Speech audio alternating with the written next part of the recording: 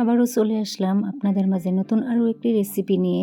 আজকে আমার রেসিপিটা হলো কাঁচা পাকা বড়ই দিয়ে আচার বানানি। বড়ইয়ের আচার কিন্তু সবাই খেতে পছন্দ করে, তাই আজকের এই বড়ইয়ের আচারটা কিভাবে বানিয়েছি সব রকমের টিপস থাকবে এই ভিডিওতে। তাই ভিডিওটা স্কিপ না করে পুরো ভিডিওটা দেখতে থাকুন, আশা করি অনেকটাই ভালো লাগবে। হাতে মাত্র 10 মিনিট সময় থাকলে কিন্তু এই বড়ইয়ের আচারটা ঘরে একদম বানিয়ে নিতে পারেন।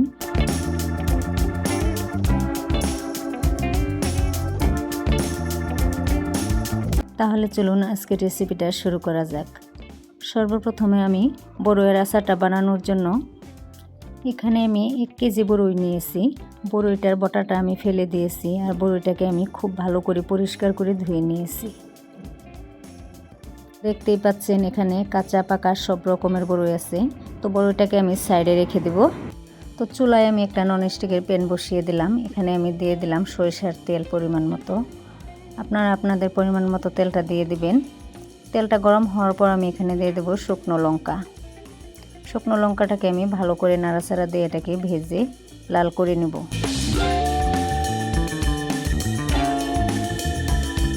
তো দেখতেই পাচ্ছেন এতে কিন্তু কালারটা এসে গেছে। এখন আমি এটাকে সাইডে নামিয়ে রেখে দেব। তো সেই প্যানে আবারও আমি দিয়ে দেব পাঁচফোড়ন, রসুন বাটা, আদা বাটা আর কালো সরিষা বাটা দিয়ে দেব। সরিষাটা আপনারা নাও দিতে পারেন। এখন আমি এটাকে ভালো করে নাড়াচাড়া দিয়ে অল্প লালচা করে আমি ভেজে নিব। এই স্টেজে আমি দিয়ে দেব এখানে ধুয়ে রাখা বড়ইগুলি। বড়ইটা দিয়ে আমি আবারও নাড়াচাড়া দিয়ে এই মশলাটার সাথে আমি মিশিয়ে নিব। এই বড়ইটা কিন্তু অনবরত নাড়াচাড়া করতেই হবে।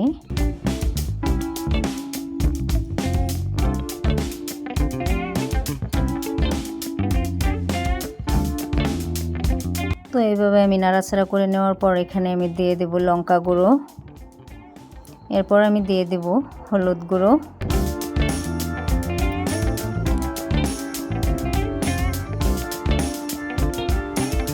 আর আমি দিয়ে দেব অল্প পরিমাণে কাশ্মীরি লঙ্কার গুঁড়ো। এটাতে একটা কালার আসার জন্য দিয়ে দিলাম আমি, আপনারা এটা নাও দিতে পারেন।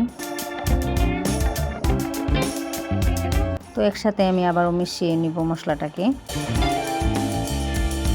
এখন আমি এটাকে অনবরত নাড়াচাড়া করতেই থাকবো।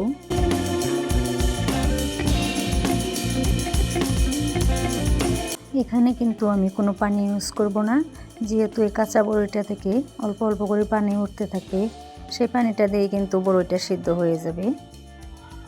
বেলেগভাবে আর পানি ইউজ করা লাগবে না। এখন আমি এই স্টেজে দিয়ে দিব পরিমাণ মতো চিনি, পরিমাণ মতো লবণটা দিয়ে দিলাম।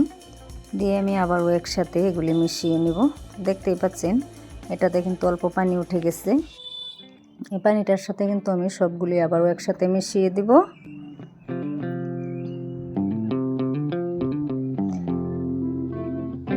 এখানে আমি একে একে উপকরণগুলি দিয়ে যাব, আর এটাকে আমি নাড়াচাড়া করতে থাকবো অনবরত। এটা নাড়াচাড়া কিন্তু বন্ধ করা যাবে না।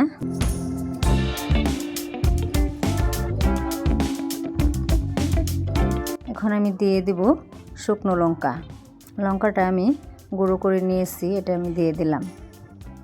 লঙ্কাটা দিলে কিন্তু এর ফ্লেভারটা অনেকটাই সুন্দর হয়, যেহেতু এটা ঝালও আছে মিষ্টিও আছে, তাই কিন্তু এই আচারটা খেতে অনেকটাই সুস্বাদু হবে। আপনারা ঘরে কিন্তু একবার বানিয়ে এভাবে ট্রাই করতে পারেন।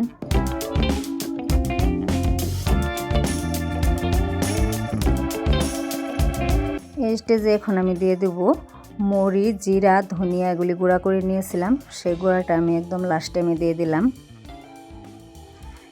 এটা কিন্তু একদম লাস্ট টাইমে দিয়ে দিলে এর ফ্লেভারটা অনেকটাই সুন্দর হয়। এখন আমি একসাথে আবারও মিশিয়ে নিব, নাড়াচাড়া করতে থাকবো।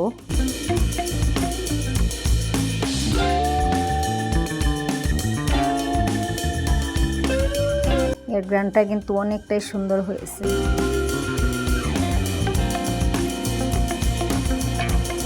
এখন আমি দিয়ে দেব এখানে অল্প পরিমাণে ভিনেগার। ভিনেগারটা দিয়ে দিলে কিন্তু আপনারা এটা বছর ধরে সংরক্ষণ করে রাখতে পারবেন।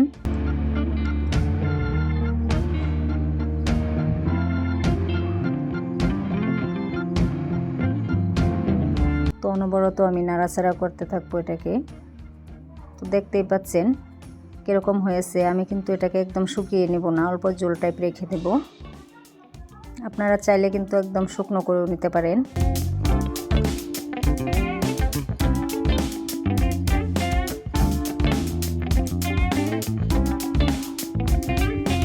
এইভাবে কাঁচা পাকা বড়ইয়ের আচারটা বানিয়ে আপনি যাকেই খাওয়াবেন সে কিন্তু বারবার খেতে চাইবে। এখন আমি এটাকে চুলা থেকে নামিয়ে নিয়েছি। তো দেখতেই পাচ্ছেন এর কালারটা কত সুন্দর হয়েছে। দেখতে যেমন সুন্দর হয়েছে খেতেও কিন্তু অনেকটাই মজাদার হয়েছে। তাহলে এইভাবে আপনারা বানিয়ে ঘরে ট্রাই করবেন।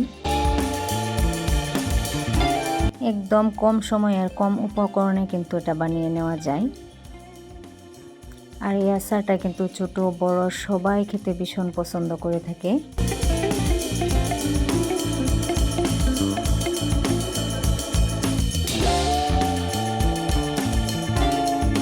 তো দেখেন বড়ইগুলি কত সুন্দর হয়ে সিদ্ধ হয়ে গিয়েছে। তাহলে আজকের ভিডিওটা আমি এখানে শেষ করলাম। আবারও দেখা হবে নতুন আরও একটা রেসিপিতে। সবাই ভালো থাকুন, সুস্থ থাকুন।